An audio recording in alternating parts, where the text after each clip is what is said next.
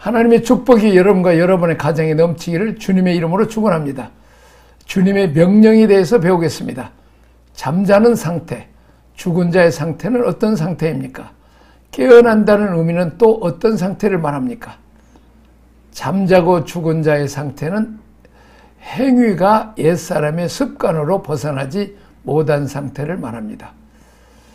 깨어나는 의미는 빛으로, 열매로 변화된 상태를 말씀하고 있습니다. 그러므로 이르시기를 잠자는 자여 깨어 죽은 자들 가운데서 일어나라. 그리스도께서 너희에게 비추시니라 하셨느니라.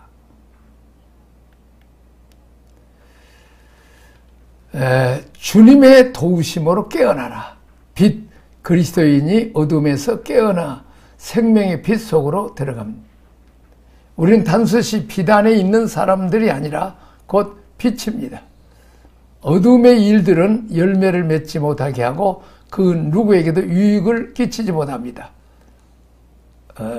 그늘진데 아직 빛이 아예 반사도 안 되는데 열매를 식물이 자라지 못하고 열매를 못 맺습니다.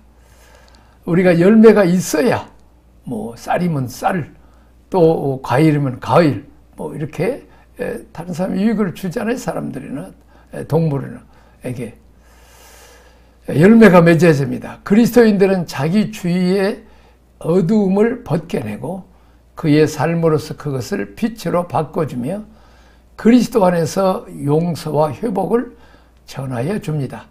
낮과 밤, 빛과 어둠은 누구든지 분간할 수 있듯이 영적 세계에서도 의와 불의, 선과 악, 진실과 거짓을 밝히 분간할 수 있습니다.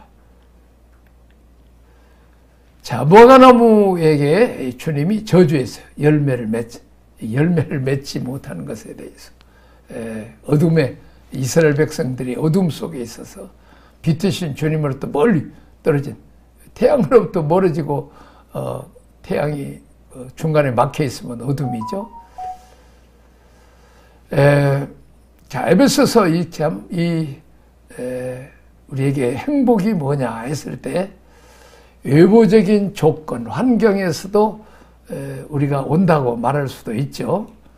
그런데 지금 현재에 우리가 얼마나 이 하나님에 대해서, 말씀에 대해서 우리가 얼마나 사랑받고 축복받는 존재인가를 깨닫고 또 우리가 비전, 하나님의 온전한 뜻을 알고 하나님을 향해서 그 사명을 찾아서 가는 자들은 힘과 용기가 있죠.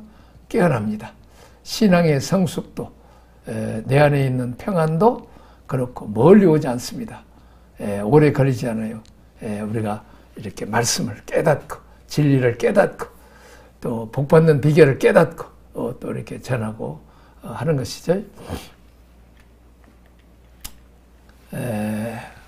여기가 천국이고 가난이구나 그랬죠. 참 은혜 받고 또 복 받고 사랑을 나누고 또 기쁨을 나누면 그것이 here and now 지상 천국이 되는 거죠. 자, 하나님 안에 해답이 있고 내가 삶에 주어진 것들을 즐거워하고 행복하고 내일 일은 내일 또 하나님께 다 맡기고 오늘 감사할 수 있는 깨어나서 보면 주변의 것들이 다 하나님의 움직임이죠. 그렇습니다. 우리가 얼마나 가난했습니까? 얼마나 헐벗고 굶주렸고 소망이 없는 그런 데인데 우리가 이렇게 은혜 받고 복 받았다는 것을 깨달으면 우리가 행복해질 수 있죠. 우리가 깨어나는 게 중요합니다. 깨닫는 게 중요합니다. 지금 여기서 우리가 우리의 삶을 좀 한번 보고 또 힘들고 어려운 사람들 가서 도와줘서 그들이 또 살아나고 또 용기를 얻는 거 중요하죠. 삶은 정말 신비합니다. 삶은 황홀한 것입니다. 살면 살수록 삶에 보람이 있는 것입니다. 아무 문제가 없는데도 문제라고 생각하면 어렵습니다. 그러나 어떤 어려운 문제라도 하나님이 함께 하시면 앞에 있는 홍해도 갈라지고 또 여리고성도 무너지는 것입니다. 요단강도 갈라지는 것입니다. 어두움의 일에 참여하지 말고 책망한다는 말씀은 어두움의 일을 하고 있는 그 처한 전체 상황을 알 수 있도록 빛을 보여주신다는 것입니다. 컴컴할 때는 뭔지 몰랐는데 이제 불을 비치면 헌음을 알죠. 자, 그 순간만 보지 않고 앞뒤를 다 볼 수 있도록, 그래서 본인이 가는 방향, 하고자 하는 일이 무엇인지 밝히 보여주라는 것입니다. 자, 캄캄한 밤 어떠세요? 저는 시골 농촌에서 이렇게 어렸을 시절을 보냈기 때문에 정말로 칠흑같이 캄캄합니다.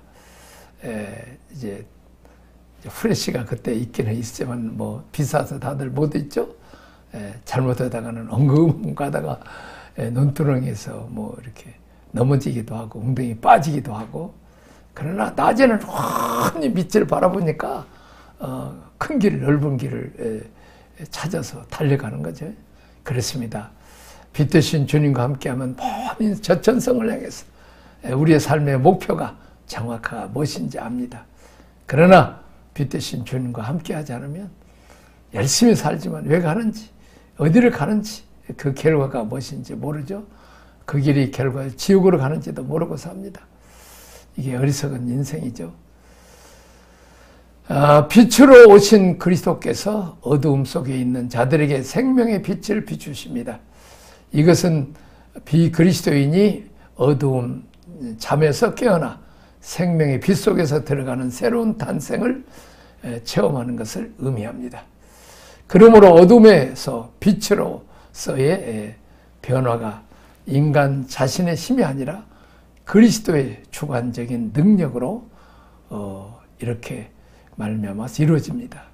제 친구 선교사가 참 옛날에 너무 가난한 저 아프리카에서 참 굶기를 밟는 하고 참 그 한국 주재원들이나 한국 사람들은 그냥 냉장고에다가 그 계란 넣고 먹는데 그 사모님한테는 그런 데를 안 데려가는 거예요. 너무 선교비가 거의 뭐 후원단체가 없었으니까. 그렇게 가난하게 사는, 참 빵도 보는데 오래간만에 그렇게 그 한국 사람들이 사는 거기 갔더니 사모님이 그냥 토스트도 있고 빵도 있고, 그래갖고 남편에게 이 나라는 계란도 없는 줄 알았더니 계란도 많이 있더라고. 왜 안 그렇게 했냐고. 당신 그거 보면 시험 들까 봐서 돈이 없어서 그랬다. 그렇게 가난한 시절을 보내는데 지금은 교회들도 많이 세우고 신학교 학교들도 많이 세우고, 또 이제 심지어는 의과대학도 세우는, 병원도 세우는 참 위대한 선교사가 됐는데, 그들이 어려운 것을 이 선교사 부부가 체험하고 그들의 친구가 되고, 또 이제 그 어두운 곳에 빛 대신 주님과 함께 어두운 아프리카를 빛으로 인도하는 것을 볼 수 있습니다. 참 우리도 참 얼마나 우리가 어두운 세상이었는데 귀신 섬기고 무지하고 목매하고 한글을 아는 사람이 20%밖에 안 될 정도, 문맹률이 80%였어요. 근데 이승만 대통령이 되어서 또 기독교가 들어오면서 성경을 읽어야 되니까 성경을 가르치고, 나도 어떤 집사님이 성경을 글을 모르는데 성경 가르치니까 뭐 듣기는 다 알잖아요. 뭐 갈비집, 뭐 이렇게 뭐 또 무슨 식당, 듣기는 다 들었지만 그 글은 몰랐단 말이에요. 까막눈이었어요. 근데 그걸 다 배워보니까 그냥 거기가 그냥 다 자기가 듣고 알긴 하는데 그 글씨는 몰랐는데 아니까 정말 혼하더라는 거죠. 빛과 어둠의 갈등으로 고민해 본 적이 있습니까? 극복하셨습니까? 어떻게 극복하셨습니까? 우리가 교회에서 말씀 듣고 찬양하고 성령께서 우리에게 빛으로 임해 주시면 다 깨닫게 하죠. 이제 불평과 원망하고 좌절하고 낙심했는데 저도 요즘 감사 일지를 씁니다. 어렸을 때부터 정말 좋은 가정에서 태어나서 할머니, 할아버지, 아빠, 엄마의 사랑을 받고 형제간에 살면서 그래도 그 굶는 때 그래도 굶지 않도록 하나님께서 인도하시고 어린 나이 예수 믿게 하신다. 우리가 지금 감사의 기를 써요. 얼마나 우리가 복받는 나라가 됐는가. 내가 요즘 이 6.25 전쟁 때 완전히 망해버린 나라였는데 미군들이 와서 수만 명이 죽고 10만 명 이상이 부상당하면서 이 나라를 이렇게 살렸는데 감사할 줄도 모르고 불평하고 원망하고 북한 공산당이 좋다고 그러고 정말 무지하고 목매요. 제가 총신대 총장님 우리 독일 베를린에 내가 선교사로 있을 때 우리 집에 모시고 이제 동독을 이렇게 갔다 오고 이제 동굴아파 이제 여행도 다니셨는데 정말로 독일은 잘 사는데 서독은 잘 사는데 동독은 너무 가난해 갖고 이 배추나 채소를 가져가지 말라고 누가 가져가겠어. 여기는 엄청나게 많은데 그럼 선거리에 갔더니 그 한국 학생들이 공산주의를 배워왔다고 하니까 이미 헝가리 다 망했잖아요.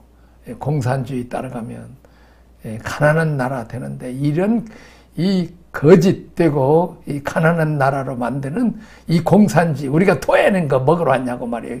한국의 서울대 학생들에게 막 손가락질은 그 모습을 보고 참 정말 어리석다.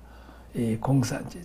나는 우리 이 서베를린에 살기 때문에 이 동독 안에 섬나라 같이 살기 때문에 이 100km를 해서 서베를린에서 하노바까지 가려면 이제 차를 몰고 간 시속 100km 가는데 다 콘크리트 이 아스팔트가 아니니까 울퉁불퉁하고 이 독일 동독 차들은 다 소련제 차들 그냥 옛날 그대로 있고 집들도 새까맣고 수십 년 됐는데도 전혀 수리 못하는 그런 어두움의 주관자들을 섬기는 그런 나라는 복 주시고 은혜 주시고 빛 되신 하나님을 쫓아내고 저들이 유물주의를 따라가는 그런 나라는 망하게 돼 있어요. 나는 그것을 젊은 나이에 두 눈으로 똑똑히 본 거예요. 그래서 동굴아파에 20불이면 목회자들, 지하교회 목회자들 생활비가 돼요. 독일은 얼마나 부자예요. 20불 배는 거 아무것도 아니죠. 점심 한 끼 이렇게 될 정도밖에 안 돼요. 점심 한 끼, 우리 식사하면 20불도 더 들죠. 어쨌든, 그래서 우리가 많이 도왔는데, 어쨌든 이제 이 어둠을 우리가 벗어버리자는 거죠. 그리고 얼마나 우리가 이미 북한처럼 참 헐벗고 굶주리고 가난하고 자유도 없는 그런 나라에 우리가 살았어야 되는데 하나님이 참 미군을 보내주고 유엔군들을 보내줘서 좋은 이승만 대통령 보내서 우리를 구원하신 거 얼마나 감사한지 너무 감사해. 나는 6.25 전쟁에 5살이잖아요. 참 이제 다 이 벼시 하나까지 다 쎄갖고 세금 받으려고 했어. 어머니가 야 닭들을 쫓아버리라. 왜냐면 있으면 공산당들이 닭들을 잡아가서 하는데 하여튼 그렇게 우리는 이게 빛된 나라에 살고 있잖아요. 누가 남북한의 사진을 이렇게 찍었는데 북한은 캄캄하고 밤에 남한은 그냥 아주 환한 사진을 보여. 실제로 내가 단동에 중국을 거쳐서 압록강 가서 보면 저녁에 가서 보면 북한은 캄캄해요. 그냥 중국은 우리보다 훨씬 못 사는 그때 당시 못 살죠. 30년 전이니까. 근데도 그냥 이 단동은 불야성처럼 그냥 불이 환한데 그냥 반대에 북한은 그렇게 컴컴한. 그래서 우리가 예수 믿으세요 하고 배 타고 가서 그들에게 하고 과자도 빵도 던져주고 그랬습니다만은 하여튼 이렇게 우리는 이렇게 복된 나라 우리가 감사하면서 이렇게 사라지고 또 우리에게 어두움이 오고 근심 걱정이면 빛 대신 주님 빛이 있어라 주님이 천지 창조하는 것처럼 명령하고 어둠은 물러가라 이렇게 명령을 해야 되죠. 그렇게 해서 우리 마음속에 평안을 넣고 두려움을 다 모래라. 두려워하지 말라. 놀라지 말라. 내가 너와 함께하면 참으로 놀아주리라. 오른손으로 내가 너를 붙들리라. 이렇게 하나님께 붙들리면, 이렇게 빛 되신 주님 모시면 어둠이 다 물러가고 평안이 오는 거죠. 자, 그 다음에 그 세 번째, 빛의 자녀들의 삶입니다. 시간을 아껴 사는 지혜 있는 사람이 되라. 지혜 있는 사람은 어떤 사람입니까? 세월을 아끼고 주의 뜻을 분별하여 그렇게 살려고 노력하는 사람입니다. 다시 말하면 하나님의 뜻대로 사는 사람이 지혜로운 사람이, 세월을 아끼는 사람. 그러나 인간의 욕심대로 살면 아무리 살아도 시간만 낭비하고 하나도 그 기록이 없어요. 애굽의 왕들, 성경에 그들이, 바로라는 것은 왕이라는 뜻이요. 왕 이름들이 없어요. 그러나 이 구속사에 도움을 줬던 산파의 이름들은 다 기록되어 있습니다. 그렇습니다. 우리는 하나님의 뜻대로 사는 자, 이 사람이 지혜 있는 자요 세월을 아낍니다. 그런즉 너희가 어떻게 행할지를 자세히 주의하여 지혜 없는 자같이 하지 말고 오직 지혜 있는 자같이 하여 세월을 아끼라. 때가 악하니라. 그러므로 어리석은 자가 되지 말고 오직 주의 뜻이 무엇인가를 이해하라. 시간을 아끼는 지혜의 삶은 그리스도의 메시지를 나눌 기회에 민감하게 산즉, 지혜란 이론적인 지식이 아니고 실제 생활에 적용시키는 슬기를 말합니다. 이 점에 있어서 칼빈은 구체적으로 말하기를 하나님을 인도자로 모시는 것이 참 지혜라고 하였습니다. 주님의 뜻은 언제나 지혜이기 때문입니다. 자, 비록 시간을 헛되이 낭비하는 일이 없을지라도 주님의 뜻을 알지 못하면 모든 노력과 수고가 헛된 대로 돌아가고 맙니다. 주의 뜻을 알아야 땀을 흘려도 가치가 있고 눈물을 뿌려도 의미가 있습니다. 주의 뜻을 모르면 지식이 많을지라도 어리석게 행할 수밖에 없음에 주의하고 주의 뜻을 알도록 힘써야 합니다. 자, 행위를 주의해야 합니다. 행위는 일의 어둠의 일, 유혹의 일, 기업을 잃어버리게 하는 일을 주의하여 피하는 지혜가 우리 필요하게 했습니다.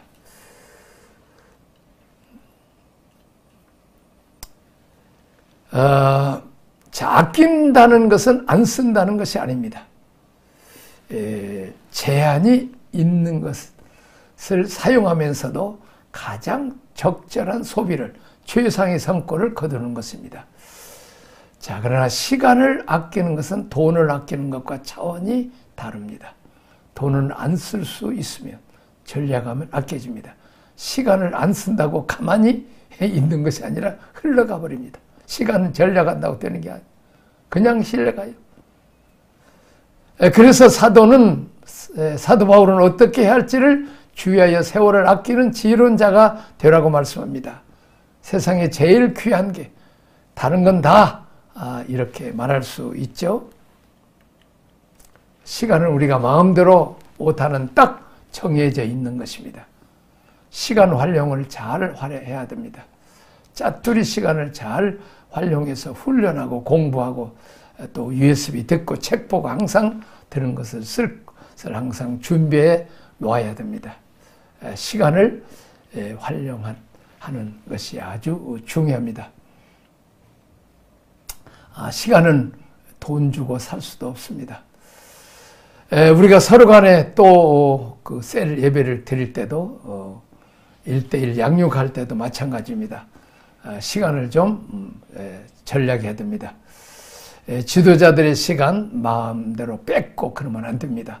왜냐하면 지도자를 목회자들은 또 말씀 준비하고 기도하고 또 다른 사람도 가야 되니까 시간을 많이 빼앗으면 안 되죠.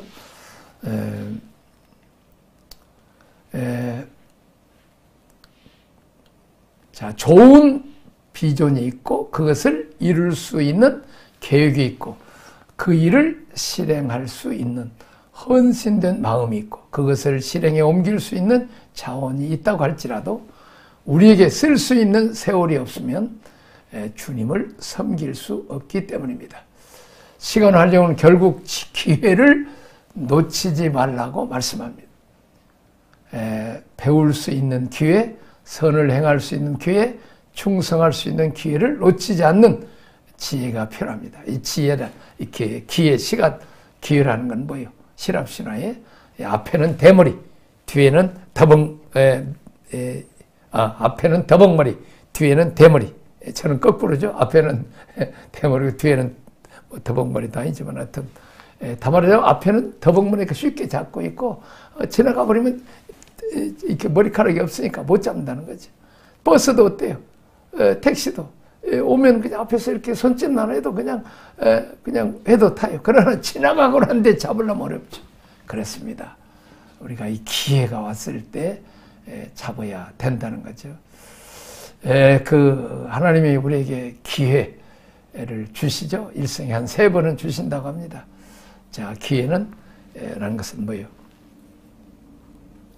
찬스죠. 찬스, 기회, 초이스, 선택입니다.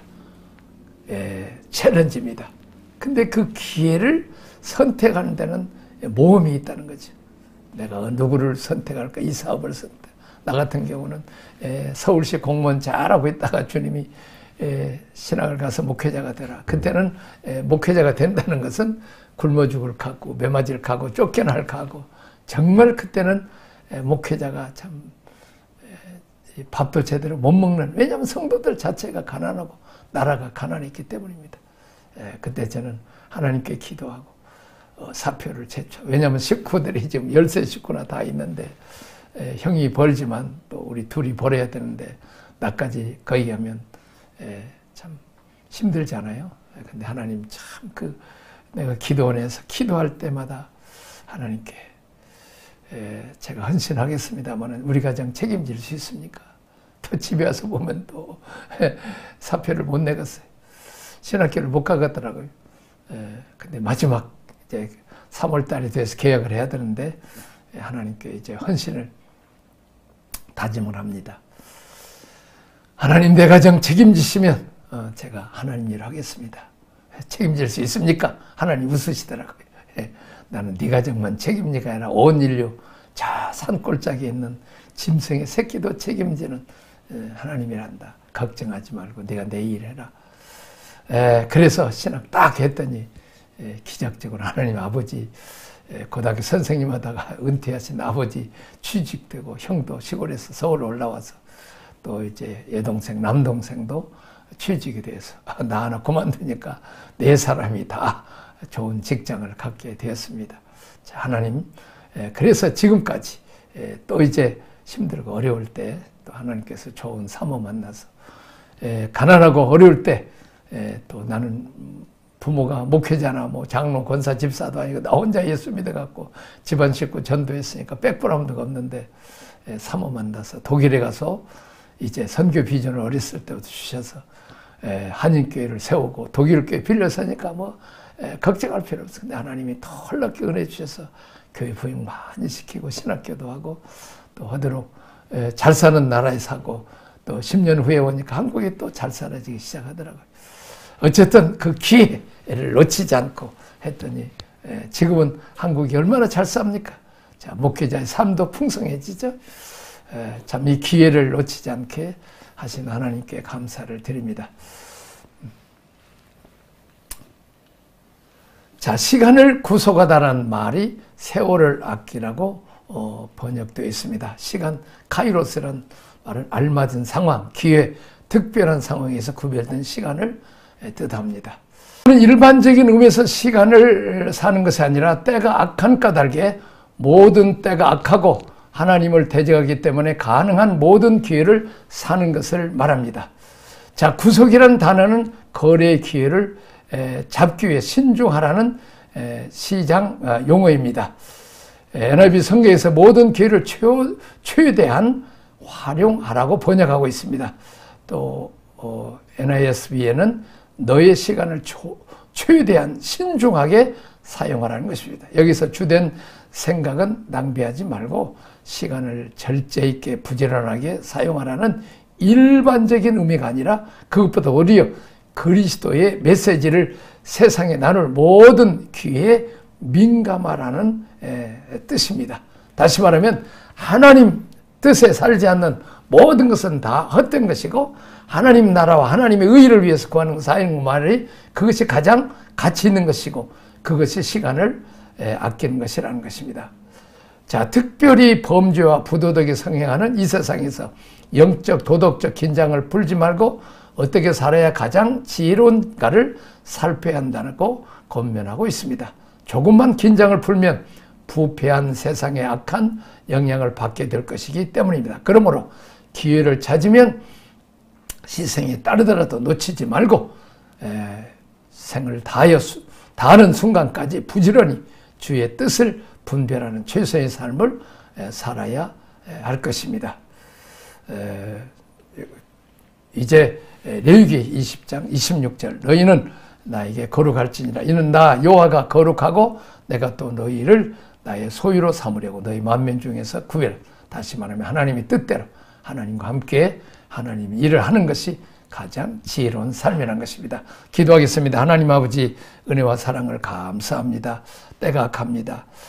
우리가 하나님의 말씀을 전하고 하나님 나라를 구하고 이제 세상에 어두운 세상에 빛을 발해서 많은 영혼들을 주님께 인도하고 슬프고 괴로운 자들을 우리 주님 만나서 기쁘고 즐겁고 소망이 있고 함께 주님을 할 수 있는 그런 자로 만들게 하여 주옵소서. 부족한 종에게 죄종에 갈 수 있는 기회를 주시고 결단을 주신 그 선택에 도와주셔서 감사합니다. 지금까지 앞으로도 그렇게 살게 하옵소서. 예수님 이름으로 기도하옵나이다. 아멘.